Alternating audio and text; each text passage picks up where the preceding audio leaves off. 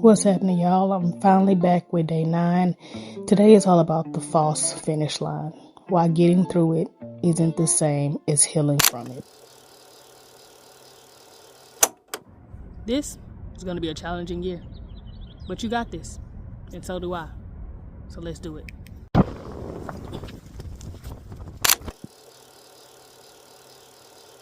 I thought I had outrun the cycle, but you can't outrun your shadow. This is day 9, where we talk about the ghost of January 4th.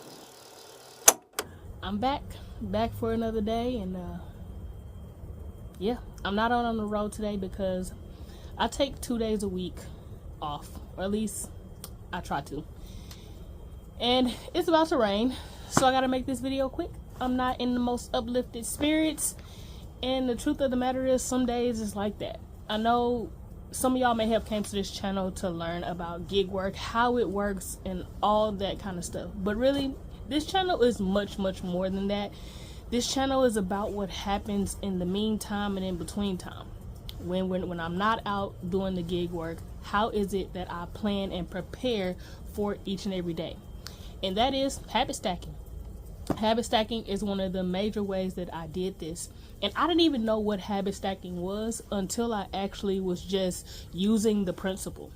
And pretty much that principle is you make a list of the things that you are already doing, and then you make another list of the things that you want to implement. And then you start to pair them together so that you can stack those habits and begin to create new routines. And if you want to make it big in whatever it is that you're doing, whether it's a personal goal, a professional goal, with gig work, or with anything else, habit stacking is going to be something that is going to benefit you no matter what. So in these next few clips, you're going to see how I use habit stacking to figure out my routine when it comes to gig work. As I got the new cargo van, I had to learn different things. I had different capacity for the types of orders I could take and all that. So let's just jump on over there and see what I did and how I use habit stacking to increase my income doing gig work. Looking at this footage from January, this was right after I got in a major accident for the second time over a 2-year span. And I could see myself, a version of myself right here, that was bracing for the unexpected impact of the repeated cycle. There were times I felt relieved, but unrefined. By January 16th, I felt like I had survived the fire, but I hadn't cleared the ashes. I changed my habits, set my boundaries, adapted my mindset, but the external pressure was closing in while the roots struggled to stay in the ground. And eventually the hardship sprouted again.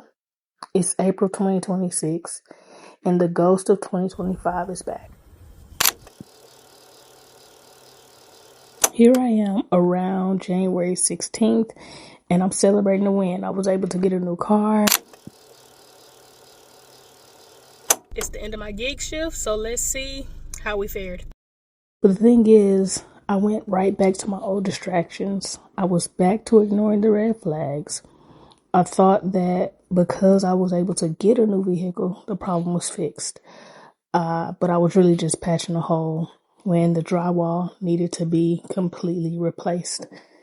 The cycle was just waiting for January to roll around again. If you're like me, you've survived a hardship, a hard season recently, and you're asking yourself, did I actually change, or did the storm just pass? Tomorrow, day 10, we're going to officially cross the bridge. There will be fewer and fewer archives from 2025 as we shift into the focus of the 2026 awakening. These are the moments I realized the ghost had caught up to me.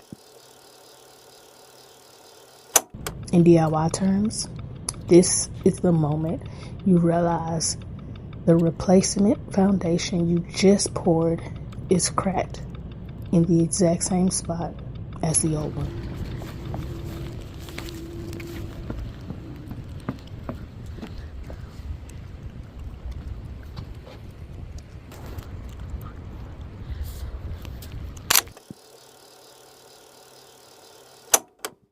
As you've witnessed throughout this video, I've gone through this cycle several times. But on March 13th, 2026, things really took a turn for the worse. There was no way that I was coming back from this.